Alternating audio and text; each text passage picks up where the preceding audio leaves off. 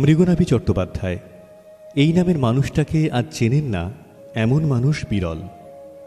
জি বাংলা সারেগামাপার দৌলতে গোটা বঙ্গভূমির সব সঙ্গীতপ্রেমী মানুষই এই বাবরি চুলের বাহারি বাংলা ঢোলবাদককে খুব কাছের মানুষ করে নিয়েছেন।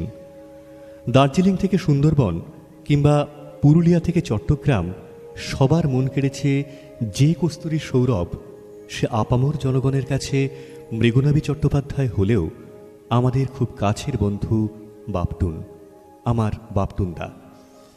খুব চেনা বৃত্তের মধ্যে বাপটুনদার পরিচিতি হলেও আমরা খুব কাছ থেকে দেখেছি আরও এক বাপটুনকে, যে শুধু শিল্পী বাপটুন নয়, মানুষ বাপটুন, বন্ধু বাপটুন, দামাল বাপটুন, আড্ডাবাজ বাপটুন। স্বনামধন্য শিল্পী, শিক্ষক ও সুরকার বাদল চট্টোপাধ্যায় মহাশয়ের কনিষ্ঠ পুত্র হবার সুবাদে রক্তের অন্তঃস্রোতে সুরের আবহ বেগবান হলেও খুব সাধারণ মধ্যবিত্ত বাপটুন থেকে দোহার খ্যাত মৃগনাভি হয়ে ওঠার পথটা কিন্তু মোটেও মসৃণ ছিল না। কিন্তু কস্তুরীর সৌরভ যে একদিন বিকশিত হবেই, এই চরম সত্যকে প্রত্যক্ষ করেই পাগল সাধক ভবা পাগলা নিজে বাপটুনের নামকরণ করেন মৃগনাভি। প্রতিভা সৃষ্টি করা যায় না, প্রতিভার জন্ম হয়। বাপটুনদাও তাই। ছোটবেলা থেকেই নানা গুণের অধিকারী। জন্মসূত্রে পাওয়া গায়ক বাদক হওয়া ছাড়াও দুর্দান্ত ফুটবল প্লেয়ার, আবার শিক্ষকও।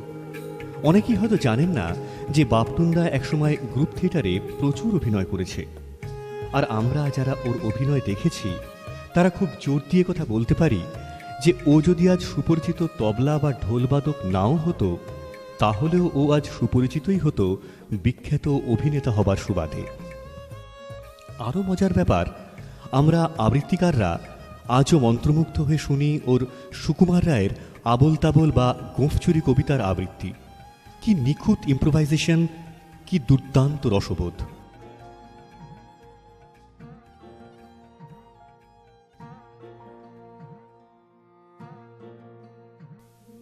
জানি না আপনারা আমার সাথে একমত হবেন কিনা যে শিল্পীরা আজও বেশিরভাগ সময়ই তাদের যোগ্য সম্মান বা পারিশ্রমিক পান না।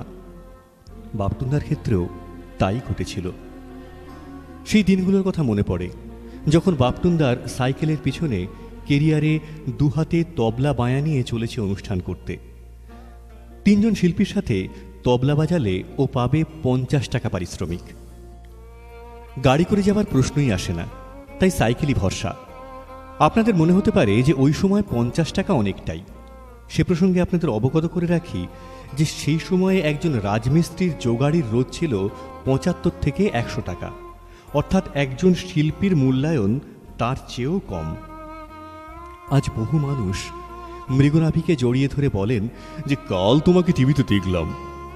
কিন্তু এমনও সময় গেছে যে বাড়িতে হরিনাম সংকীর্তনে বা 25শে বৈশাখ বাপটুনদাকে দিয়ে তবলা বাজিয়ে নিয়ে 10টা টাকাও দক্ষিণে দেননি। তাই ওকে লড়াই করতে হয়েছে প্রচুর, জীবনের নানা বাঁকে, নানা চড়াই উতরাইতে। একটা দিনের কথা না বলেই পারছি না, কারণ সেটা না বললে মানুষ বাপটুনকে চেনা যাবে না। পৃথিবীতে যত দুঃখ যন্ত্রণা আছে, আমার মনে হয় সন্তান সুখের চেয়ে বেশি কোনোটাই নয়। সেই যন্ত্রণাও সহ্য করতে হয়েছে বাপটুনদাকে। আমার বেশ মনে আছে, মেডিকেল কলেজে চিকিৎসাজনিত ত্রুটিতে, চিকিৎসকের গাফিলতিতে বাপটুনদার প্রথম সন্তান সমস্ত আশা হাসিকে ম্লান করে দিয়ে ছিঁড়ে যায় নাড়ির বাঁধন। বৌদি অসহায় আকুতিতে উদ্ভ্রান্তের মতন বাপটুনদার কাছে ছুটে আসে নির্বাক সহমর্মিতার সমর্থনে। বাপটুনদা খুব নির্লিপ্তভাবে বৌদিকে বলে, আরে গাছ ঠিক আছে তো, তাহলে ফলের অভাব হবে না। বৌদি, এমনকি আমরাও হতবাক হলেও পরে বুঝেছিলাম বৌদিকে সহজ স্বাভাবিক করার এর চেয়ে সঠিক উপায় তখন আর ছিল না। সেই বাপটুনদাই মেডিকেল কলেজের বাইরে এসে চোখের জলকে আর ধরে রাখতে পারেনি। সদ্য সন্তানহীন হওয়ার যন্ত্রণা যেন পাহাড়ের গুহামুখ থেকে আর্তনাদ হয়ে ফেটে বেরোচ্ছিল। এই দ্বৈত সত্তা আমি খুব কম মানুষের মধ্যেই দেখেছি। আবার এত মানসিক দৃঢ়তা সম্পন্ন একটা মানুষ শিশুর মতন কেঁদে উঠেছিল বাবা বাদল চট্টোপাধ্যায় যেদিন শেষ নিঃশ্বাস ত্যাগ করেন। এত বড় মানুষটার এমন অসহায় আকুতিও আমি আর কোথাও দেখিনি। এই আবেদন, এই আবেগ, এই সত্তার পূর্ণত্ব না থাকলে শত যোগ্যতা থাকলেও হয়তো বড় হওয়া যায় না। কিন্তু এই বিখ্যাত মানুষটাকে যখন আমাদের কাছে পাই প্রতিনিয়ত, তখন সে অন্য বাপতুন, বন্ধু বাপতুন, আড্ডাবাজ বাপতুন। আর ওকে আমরা এভাবে পেতেই অভ্যস্ত, যেমন এতদিন পেয়ে এসেছি। তাই বাপটুনদা, তোমাকে আমাদের সবার পক্ষ থেকে সেলাম। তুমি আরো বড় হও, আরো এগিয়ে চলো।